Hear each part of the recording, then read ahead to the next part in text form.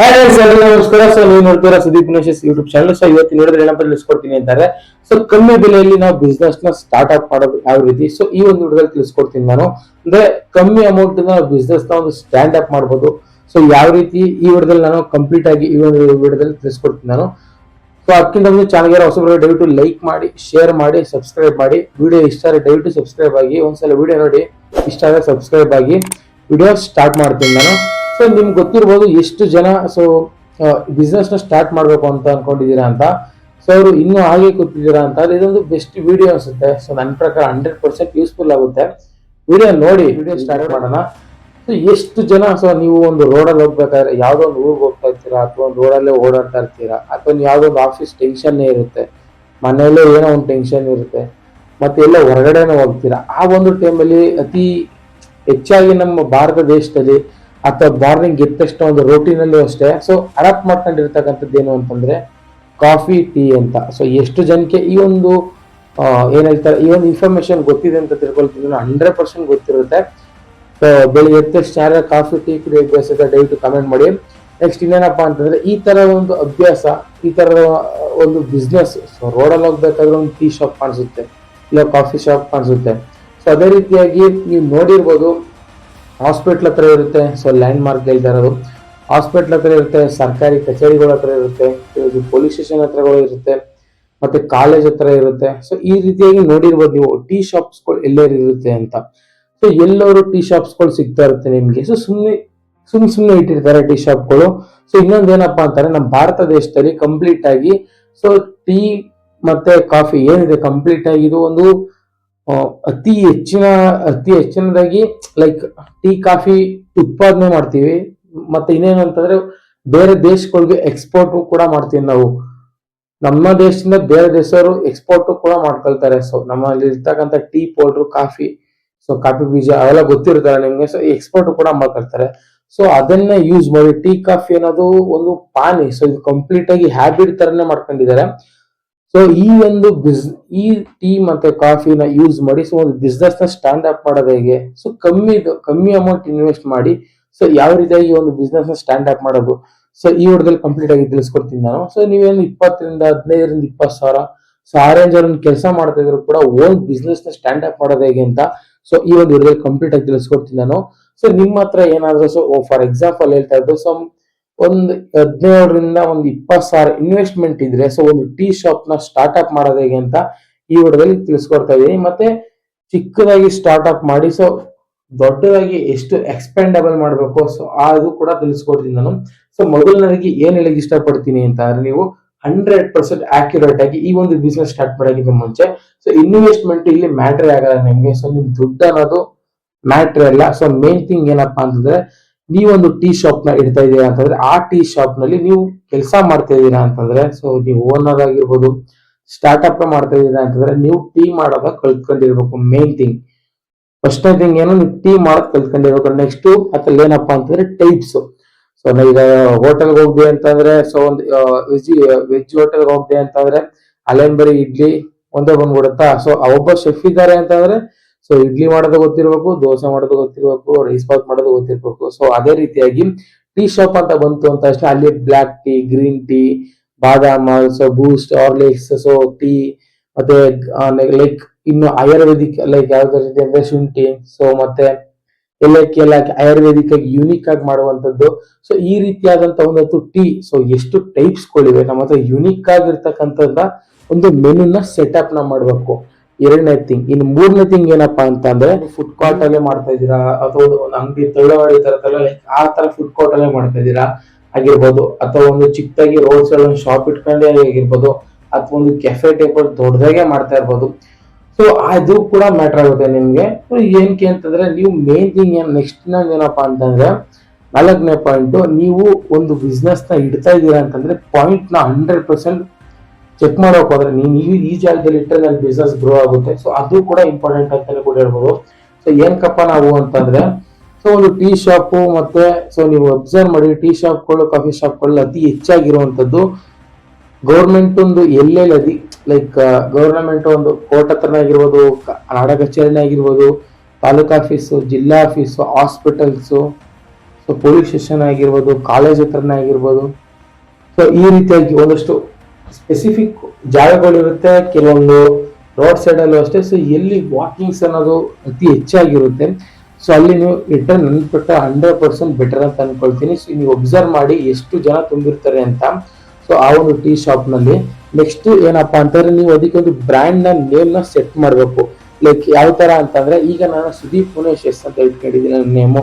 So ಅದೇ ರೀತಿಯಾಗಿ ಒಂದು ಶಾಪ್ ಯುನಿಕ್ ಆಗಿರ್ತಕ್ಕಂಥ ಒಂದು ನೇಮ್ ನ ಸೆಟ್ ಮಾಡಬೇಕು ಆ ಒಂದು ಟೀ ಸ್ಟಾಲ್ಗೆ. ನೆಕ್ಸ್ಟ್ ಇನ್ನೇನಪ್ಪಾ ಅಂತಂದ್ರೆ, ಸೊ ನಿಮ್ ಅಂಗಡಿಗೆ ನಾನು ಎಂತ ಬಂದು ಟೀ ಕುಡಿಬೇಕು. ಸೊ ಏನಕ್ಕಪ್ಪ ಅಂತಂದ್ರೆ, ಒಂದು ನಿಮ್ದೇ ಆದಂತ ಒಂದು ಯೂನಿಕ್ ಸ್ಟೈಲ್ ಇರಬೇಕು.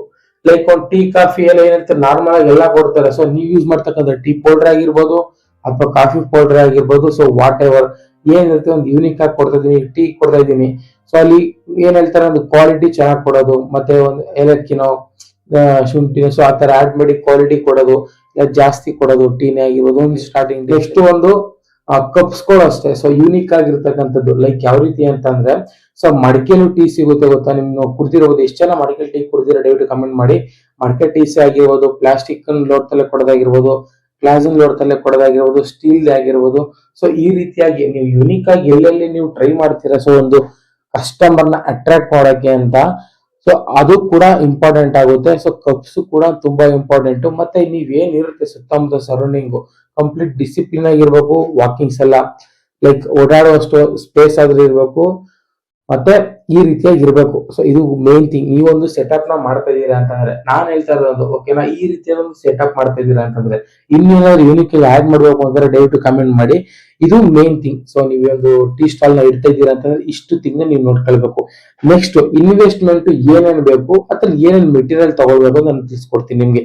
ಮಿನಿಮಮ್ ನಿಮ್ ಹತ್ರ ನನ್ನ ಪ್ರಕಾರ ಒಂದು 17,000 ರಿಂದ 23,000. ಸೊ 100% ಪ್ರಾಫಿಟ್ ಇದು.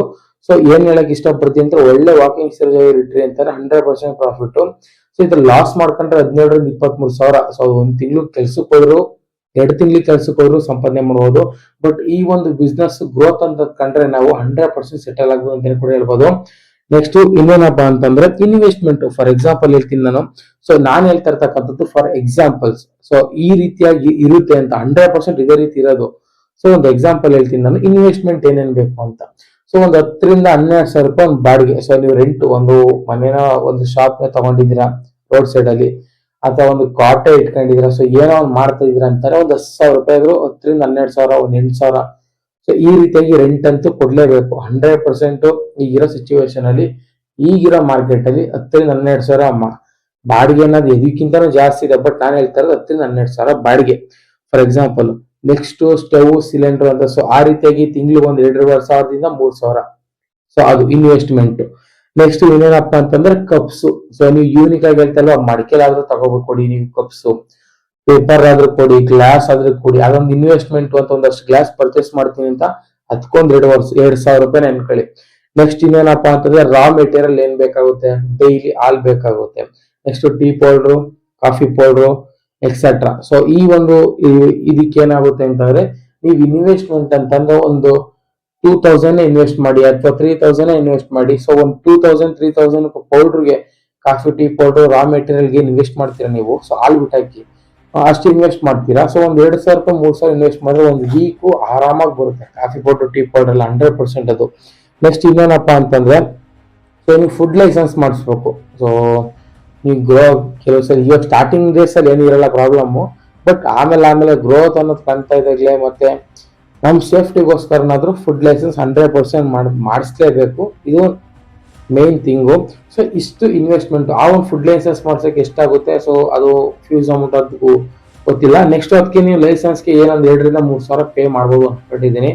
ಸೊ ಟೋಟಲ್ ಆಗಿ 17 ರಿಂದ ಒಂದು 20-23,000 ಅನ್ಕೊಳ್ರಪ್ಪ. ಸೊ ಇಷ್ಟು ಇನ್ವೆಸ್ಟ್ಮೆಂಟ್ ಆಗುತ್ತೆ, ಸ್ಮಾಲ್ ಇನ್ವೆಸ್ಟ್ಮೆಂಟ್. ಸೊ ಇದು ಪ್ರಾಫಿಟಬಲ್ ಬಿಸ್ನೆಸ್. ಬಟ್ ನೀವೇನಾದ್ರೂ ಲಾಸ್ ಅನ್ನೋದು ನೀವು ಕಂಡ್ರಿ ಅಂತಂದ್ರೆ 2 ರಿಂದ 2 ತಿಂಗಳು, 1 ತಿಂಗಳು 2 ತಿಂಗಳು ಸ್ಯಾಲ್ರಿ ನಿಮ್ಗೆ ಇದೆ. ಅಷ್ಟು ಕೂಡಿಕ್ ಮಾಡ್ತಾ ಇರ್ತೀರಿ, ಇಲ್ಲ ಅಂತಲ್ಲ.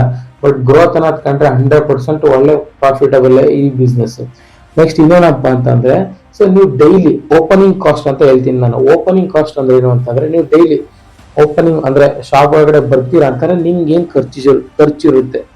ಸೊ ಇನ್ವೆಸ್ಟ್ಮೆಂಟ್ ಆಯ್ತು. ಸೊ ಇನ್ವೆಸ್ಟ್ಮೆಂಟ್ ಏನೇನ್ ಬೇಕು ಅಂತ ಹೇಳಿದೀನಿ, ಅದು ಸಪ್ರೇಟ್. ನೆಕ್ಸ್ಟ್ ಇದೇನಿದು ಅಂತ ಅಂದ್ರೆ ಲೈಕ್ ಇದು ನಿಮ್ಗೆ ಓಪನಿಂಗ್ ಚಾರ್ಜಸ್ ಅಂತ. ಸೊ ಏನಪ್ಪ ಓಪನಿಂಗ್ ಕಾಸ್ಟ್ ಅಂತ ಅಂದ್ರೆ, ನೀವು ಅಂಗಡಿ ಓಪನ್ ಮಾಡಿದ ತಕ್ಷಣ ನಿಮ್ಗೆ ಸೊ ಡೈಲಿ ಹಾಲ್ ಬೇಕು, ಸೊ ಅದಕ್ಕೊಂದು 400 ರೂಪಾಯಿ.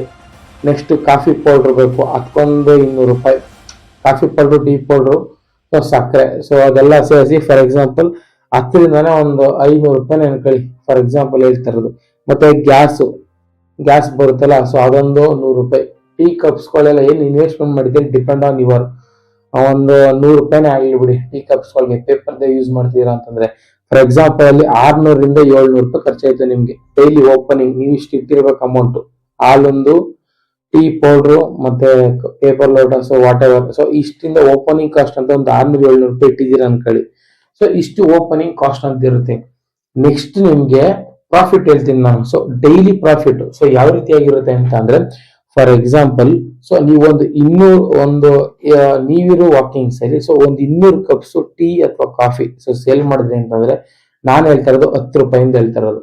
ಸೊ 10 ರೂಪಾಯಿಗೆ ನೀವು ಟೀ ಅಥವಾ ಒಂದು ಕಾಫಿ ಸೇಲ್ ಮಾಡಿದ್ರಿ ಅಂತಂದ್ರೆ, ಸೊ ಅದು 200 ಆಗಿರ್ಬೋದು, 200 ಕಪ್ಸ್ ಆಗಿರ್ಬೋದು, ಅಥವಾ 250 ಕಪ್ಸೇ ತಗೊಳ್ಳೋಣ ಫಾರ್ ಎಕ್ಸಾಂಪಲ್. 200 ಕಪ್ ನೀವು ಸೇಲ್ ಮಾಡಿದ್ರಿ ಅಂತ ಅಂದ್ರೆ ಅಲ್ಲಿ ನಿಮ್ಗೆ 2000 ರೂಪಾಯಿ ಲಾಭ ಆಗುತ್ತೆ. ಓಕೆನಾ? 2000ದಲ್ಲಿ ನಿಮ್ ಓಪನಿಂಗ್ ಏನಿರುತ್ತೆ, ಸೊ ಡೈಲಿ ಕಾಸ್ಟ್ ಒಂದು 600 ರೂಪಾಯಿ ಹಾಕಿರ್ತೀರಾ ಡೈರೆಕ್ಟ್. ಹಾಲು, ಸಕ್ಕರೆ ಅದೇನು ಬರುತ್ತೆ, ಸೊ ಅದನ್ನ ನೋಡ್ಕೊಂಡು ನೀವು ಒಂದು 600 ರೂಪಾಯಿ ಡೈಲಿ ಓಪನಿಂಗ್ ಕಾಸ್ಟ್ ಅಂತ ಇಟ್ಕೊಂಡ್ರು ನಿಮ್ಗೆ ದಿನಕ್ಕೆ 1500 ರೂಪಾಯಿಂದ 1400 ರೂಪಾಯಿ ಲಾಭ ಆಗುತ್ತೆ. Just 200 cups only tea coffee sale ಮಾಡಿದ್ರೆ ಹೇಳ್ತಾ ಇರೋದು ನಾನು. ನೆಕ್ಸ್ಟ್ ನೀವು ಅಬ್ಸರ್ವ್ ಮಾಡೋದು Boost, Horlicks, so green tea, black tea, so ಆ ತರ ಎಲ್ಲ ಇರುತ್ತೆ. ಅದಕ್ಕೆಲ್ಲ 15 ರೂಪಾಯಿ, 20 ರೂಪಾಯಿ ಆ ರೇಂಜ್ ಎಲ್ಲ ಇರುತ್ತೆ. ಸೊ ನಾನು ಅದು ಕ್ಯಾಲ್ಕುಲೇಟ್ ಮಾಡ್ತಾರೆ, ಜಸ್ಟ್ 10 ರೂಪಾಯಿ ಟೀ ಅಷ್ಟೇ ನಾನು ಕ್ಯಾಲ್ಕುಲೇಟ್ ಮಾಡ್ತಾ ಇರೋದು. ಸೊ ಕನ್ಸಿಡರ್ ಮಾಡಿದ್ರಲ್ಲಿ ನಿಮ್ಗೆ 2000 ರೂಪಾಯಿಲಿ ಸೊ ನಿಮ್ ಚಾರ್ಜಸ್ ಎಲ್ಲ ರೆಡ್ಯೂಸ್ ಮಾಡಿದ್ರು ನಿಮ್ಗೆ 1400 ರೂಪಾಯಿ ಅಷ್ಟು ಪ್ರಾಫಿಟ್ ಆಗಿರುತ್ತೆ ನಿಮ್ಗೆ. ಅಲ್ಲಿಗೆ ನಿಮ್ಗೆ ತಿಂಗಳಿಗೆ ಸೊ ನಾನ್ ಬರೀ 200 ಕಪ್ಸ್ ಅಷ್ಟೇ ಹೇಳ್ತಾ ಇರೋದು, ಬೇಸಿ ಇನ್ನೂ ಜಾಸ್ತಿನೇ ಸೆಲ್ ಆಗುತ್ತೆ 100%. ಓಕೆನಾ? ವಾಕಿಂಗ್ ಚೆನ್ನಾಗಿದ್ದು ಒಳ್ಳೆ ಪಾಯಿಂಟ್ ಅಲ್ಲಿ ಇಟ್ಟಿದ್ದೀರಾ ಅಂತಂದ್ರೆ ಒಳ್ಳೆ ಸೇಲ್ ಆಗುತ್ತೆ. 200 ಕಪ್ಸ್ ಮೇಲೇನೆ ಸೇಲ್ ಆಗುತ್ತೆ. ಅಲ್ಲಿಗೆ 1400 ರೂಪಾಯಿ ಪ್ರಾಫಿಟಬಲ್ ಆಯ್ತು. ನೆಕ್ಸ್ಟ್ ಇನ್ನೇನಪ್ಪ ಅಂತಂದ್ರೆ ನಿಮ್ಗೆ ತಿಂಗಳಿಗೆ 35ರಿಂದ 36,000 ರೂಪಾಯಿ ಲಾಭ ಆರಾಮಾಗಿ ನೋಡ್ಬೋದು. ಸೊ ಅದಿಟ್ರಿ ಅಂತಂದ್ರೆ ನೀವು ಕಾಫಿ ಶಾಪ್ ಇಟ್ರಿ ಅಂತಂದ್ರೆ ಅದೊಂದೇ ಸ್ಟಿಕ್ ಆನ್ ಆಗಿರಲ್ಲ. ಕಾಫಿ ಟೀ ಅದಷ್ಟಕ್ಕೆ ಸ್ಟಿಕ್ ಆನ್ ಆಗಿರಲ್ಲ. ಸ್ನಾಕ್ಸ್ ಅಂತೂ 100% ತಗೊಳ್ತಾರೆ, ಬಟ್ ಬೇರೆ ಸ್ನಾಕ್ಸ್ ಅಷ್ಟೇ. ಸೊ ಬಿಸ್ಕೆಟ್ ಆಗಿರ್ಬೋದು, ಯೂನಿಕ್ ಸ್ನಾಕ್ಸ್, ಚಕ್ಲಿನ ನಿಪ್ಪಟ್ಟು, ಸೊ ಈ ರೀತಿಯಾಗಿ ಯೂನಿಕ್ ಸ್ನಾಕ್ಸ್ ಗಳೆಲ್ಲ ಇಟ್ಟಿರ್ತೀರಾ. ಸೊ ಅದರಲ್ಲೂ ಕೂಡ ಪ್ರಾಫಿಟ್ ಬರುತ್ತೆ. ಸೊ ಆರಾಮ್ಸಾಗಿ ತಿಂಗಳಿಗೆ ನೀವು 40ರಿಂದ 50,000 ಆರಾಮಾಗಿ ಅರ್ನ್ ಮಾಡ್ಬೋದು. ನಾನು ಕನ್ಸಿಡರ್ ಮಾಡಿ ಹೇಳ್ತಾ ಇರೋದು. ಸೊ ಈ ಒಂದು ಬಿಸ್ನೆಸ್ ಅಲ್ಲಿ 50,000 ರೂಪಾಯಿ ಮಂತ್ಲಿ ಆರಾಮಾಗಿ ಅರ್ನ್ ಮಾಡ್ಬೋದು. ಅದ್ರಲ್ಲಿ ನಿಮ್ಗೆ ಎಕ್ಸ್ಪೆನ್ಸಸ್ ಎಲ್ಲ ಕಳೆದ್ರು, ಮತ್ತೆ ನಿಮ್ಮ ಏನ್ ಬಾಡಿಗೆ ಎಲ್ಲ ಇರುತ್ತಲ್ಲ, ಸೊ ಅದು ತಿಂಗಳ ಒಂದು 10,000 ಬಾಡಿಗೆ ಕಳೆದ್ರೆ ನಿಮ್ಗೆ ತಿಂಗಳಿಗೆ ಸೊ 50,000ದಲ್ಲಿ 40,000 ರೂಪಾಯಿ 100% ಉಳಿದೇ ಉಳಿಯುತ್ತೆ.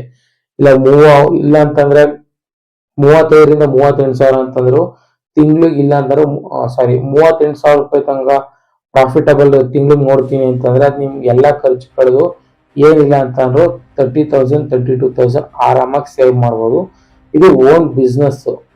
ಓಕೆನಾ? ಈ ರೀತಿಯಾಗಿ ಒಂದು ಬಿಸ್ನೆಸ್ ನ ಸೆಟ್ ಅಪ್ ಮಾಡಬಹುದು. ಇದು ಸಿಂಪಲ್ ಥಿಂಗ್ ಆಗಿ ಎಕ್ಸಾಂಪಲ್ ಮುಖಾಂತರ ಹೇಳಿರೋದು. ನೆಕ್ಸ್ಟ್ ನೀವು ಇದು ದೊಡ್ಡದಾಗಿ ಎಕ್ಸ್ಪೆಂಡಬಲ್ ಮಾಡ್ತೀನಿ ಅಂತಂದ್ರೆ, ಲೈಕ್ ಚಿಕ್ಕದಾಗ ಒಂದು ಕಾಟ್ ಇಟ್ಕೊಂಡಿರ್ತೀರಾ, ಅದನ್ನ ನೀವು ಯಾವ ರೀತಿಯಾಗಿ ಎಕ್ಸ್ಪೆಂಡಬಲ್ ಮಾಡ್ಬೇಕು ಅಂತಂದ್ರೆ ನೀವು ಸೋಷಿಯಲ್ ಮೀಡಿಯಾ ಪ್ಲಾಟ್ಫಾರ್ಮ್ ನ ಯೂಸ್ ಮಾಡಬೇಕು. ಸೊ ಕಂಪ್ಲೀಟ್ ಆಗಿ ಅದು ಪಾರ್ಟ್ 2 ವಿಡಿಯೋ ಬೇಕು ಅಂದ್ರೆ ಕಾಮೆಂಟ್ ಮಾಡಿ, 100% ಮಾಡ್ತೀನಿ ನಾನು. ಸೊ ಯಾವ ರೀತಿಯಾಗಿ ಎಕ್ಸ್ಪೆಂಡಬಲ್ ಮಾಡೋದು ಅಂತ. ಸೊ ನನ್ನ ಪ್ರಕಾರ ಈ ಒಂದು ಇನ್ಫಾರ್ಮೇಶನ್ ಬೆಸ್ಟ್ ಆಗಿದೆ ಅಂತ ತಿಳ್ಕೊಳ್ತೀನಿ.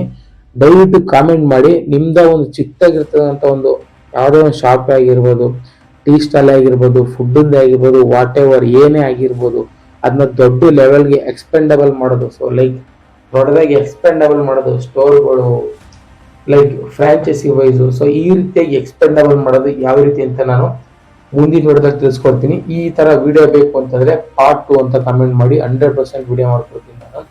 ಸೊ ನಿಮ್ಗೆ ಗೊತ್ತಿರೋದು, ಸೊ ಡೆಲ್ಲಿ ಚಲೋವೆಲ್ಲ ಗೊತ್ತಿರ್ಬೇಕಲ್ಲ, ಅವರು ಟೀಲಿ ಅವ್ರದೇ ಆದಂತ ಯೂನಿಕ್ ಸ್ಟೈಲ್ ಅಲ್ಲಿ ಸೊ ಅವರು ಫೇಮಸ್ ಆದರು ಸೋಷಿಯಲ್ ಮೀಡಿಯಾದಿಂದ.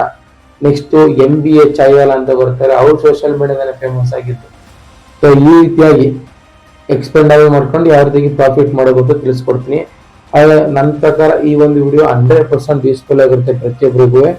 ಒಂದು ವಿಡಿಯೋ ಯೂಸ್ಫುಲ್ ಆಗಿ ಲೈಕ್ ಮಾಡಿ, ಶೇರ್ ಮಾಡಿ, ಸಬ್ಸ್ಕ್ರೈಬ್ ಮಾಡಿ. ಸೊ ಈ ಒಂದು ವಿಡಿಯೋ ಎಂಡ್ ಮಾಡ್ತಿದ್ದೀನಿ. ಪಾರ್ಟ್ 2 ಬೇಕು ಅಂದ್ರೆ ಕಮೆಂಟ್ ಮಾಡಿ. ಸಿಗ್ತೀನಿ ಮತ್ತೆ ಮುಂದಿನ ವಿಡಿಯೋದಲ್ಲಿ.